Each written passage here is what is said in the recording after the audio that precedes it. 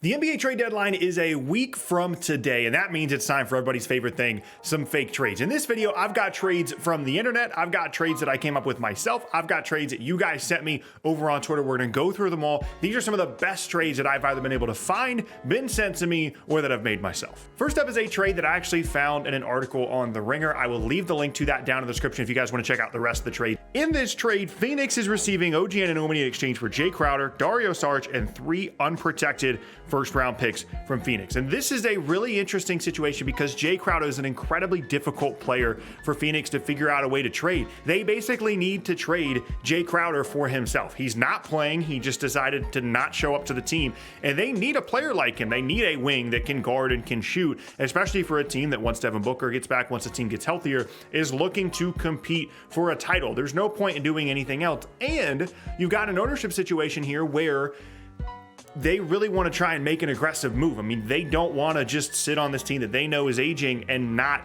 really push for a title. And so they're going to be aggressive, I think, at this deadline. And this is a really interesting deal to take a look at. 3 first-round picks and Crowder and Saric might seem like a lot in exchange for OG Anunoby. A lot of this has been going around on Twitter about how people think that he's being overrated and 3 first-round picks is too much. I'm telling you right now, especially to a team like Phoenix, 3 first-round picks is not too much for OG Anunoby. Now, there might be some scenarios where you try and get away with just getting him for 2 first-round picks, but just in terms of his value, he is a 25-year-old two-way wing that's getting better every single year, that can really guard, can space the floor for you a little bit as well. And those kinds of players, guys that are that size, that are young and are going to continue to grow and develop, are some of the most difficult players to find across the entire league. And for Phoenix to have him and Cam Johnson and Mikal Bridges gives them an excellent group of wings to throw at whoever they need to in the postseason. If Mikal Bridges gets a couple of fouls early in the game of the postseason, now here comes OG Anunoby as well. I really like this deal for Phoenix if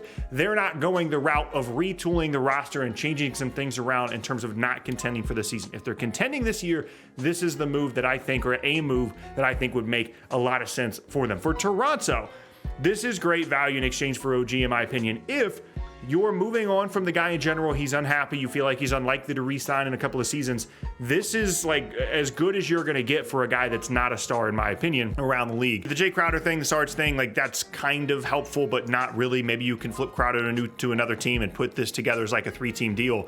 But for a Phoenix team that, as I mentioned, is getting older, like yes, they have 8 and they have Booker, then they would have OG, Mikal Bridges, and Cam Johnson, but generally, Chris Paul obviously is getting older. It's a team that might be on the way down, might have missed its championship window. Getting this kind of draft capital is always a good idea if you're a team like Toronto that doesn't appear to be even remotely close to championship contention. If you're going to trade away OG, I think this is a pretty good way to do it. Next up now is a trade that I put together myself. In this deal, the Nets are getting John Collins in exchange for Joe Harris, Kessler Edwards, and I put the 2029 Brooklyn pick.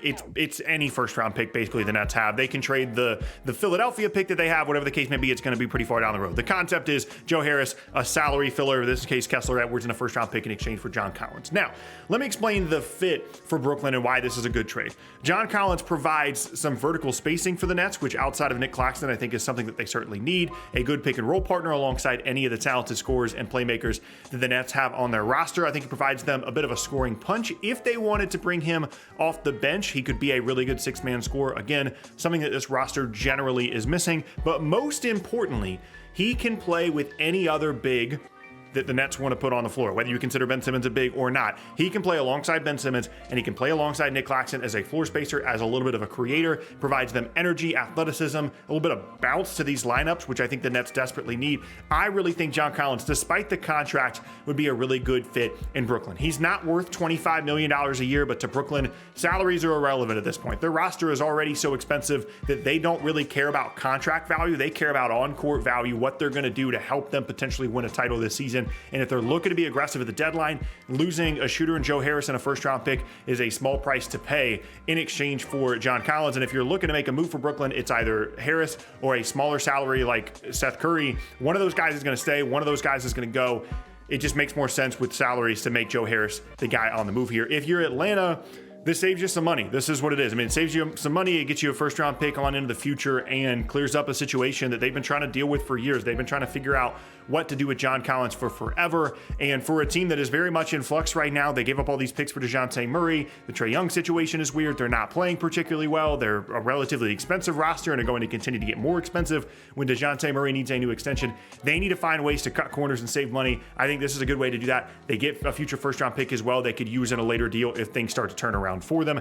I think this is a deal that makes plenty of sense for both sides. Next up is a trade that someone sent to me over on Twitter. And in this trade, the Mavericks get Gordon Hayward in exchange for Davis Bertans and Dwight Powell. Now, first things first for Charlotte, if you want to ask for a second round pick, whatever the case may be, that's fine. Obviously, you're not getting much value here other than getting out of the contract of Gordon Hayward, getting out of the salary a little bit earlier here. The Bertans contract runs out in a few years, but obviously Powell is an unrestricted free agent, saves them some money. For Dallas, this is a really interesting semi-high upside deal for them because they desperately need someone alongside Luka that can score a little bit, can shoot a little bit, provides them some size. Like Dinwiddie's fine, Hardaway Jr.'s fine, Finney-Smith is an improving player, but when healthy, Gordon Hayward is better than all those guys and is a really good fit on this Dallas roster from a size perspective, as well as creation and scoring.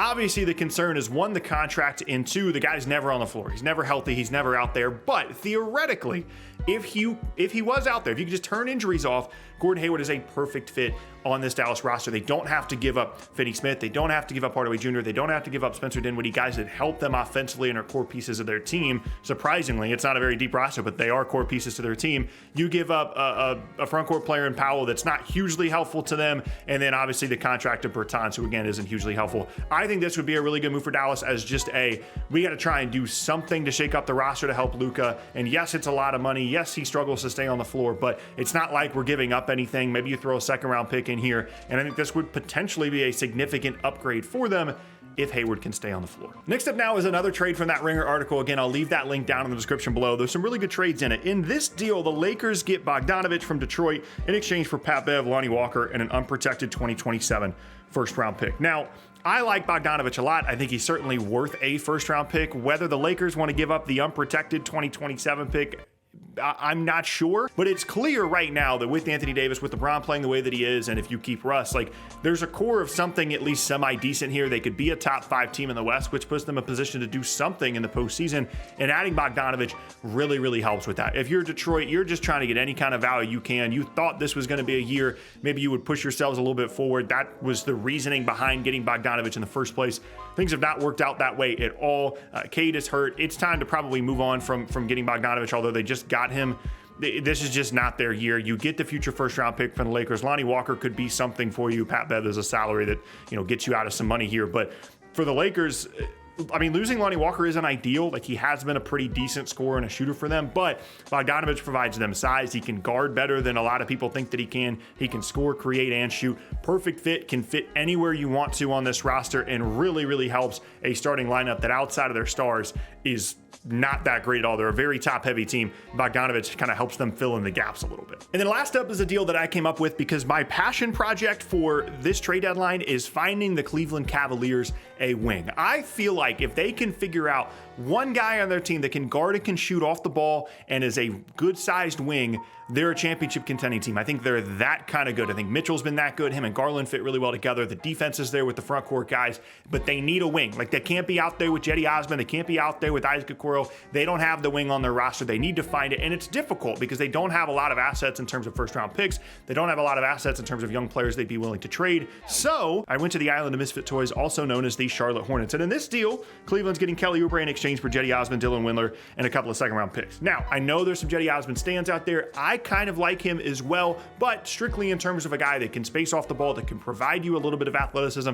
Kelly Oubre is not the best defender in the world, but he can at least guard a little bit, and I would rather have him than Cedi Osman, and it is at least a little bit of an upgrade, and I think just that much of an incremental upgrade, a legitimate starting caliber wing on this roster, I think would help them a ton. I think it unlocks so many different things. Oubre can be a streaky shooter, and I just think it's a really, really good fit there where You have so much good stuff defensively there already with the front court guys that if you could just have more floor spacing and a guy you can count on, and then you can bring a core off the bench, you can bring Lamar Stevens off the bench, whatever other wing you want to try, you need someone that you can count on to be out there at the end of games that isn't going to get completely ignored from three-point range. And to me, I think Oubre is a good place to start. Meanwhile, for Charlotte, again, the value isn't really there, but Oubre is someone that's not really going to be on the team next year anyway, so getting any kind of value, in this case, a couple of second-round picks, I think would be worth it. I am incredibly interested and curious down in the comment section what you guys think Cleveland could do in terms of getting a wing. I tried to get them OG. I tried to even get them Jay Crowder. It's really, really difficult